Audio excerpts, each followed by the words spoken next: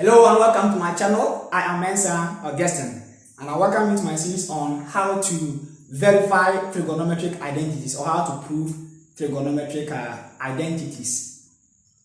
Now, how do we prove this trigonometric identity? Now let's go through it.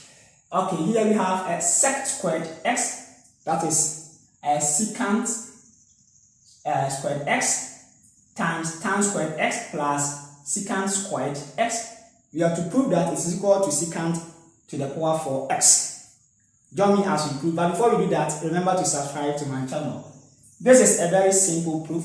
Now we have secant squared here and we have secant squared here.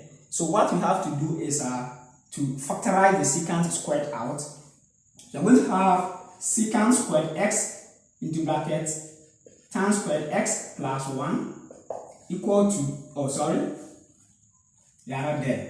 Now, this is tangent squared x plus 1. Now, we know from basic trigonometric identity that if you have cosine squared x plus sine squared x, it is equal to 1.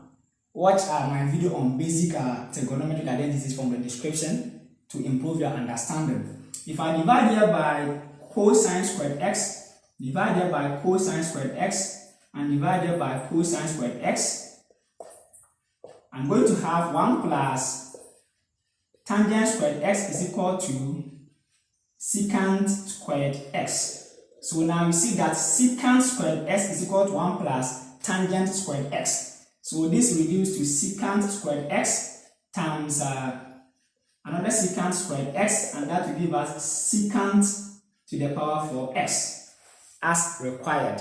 Please subscribe to my channel and don't forget to touch the notification button for more videos. You can follow me on my Facebook page, Maths with Vim. Bye bye.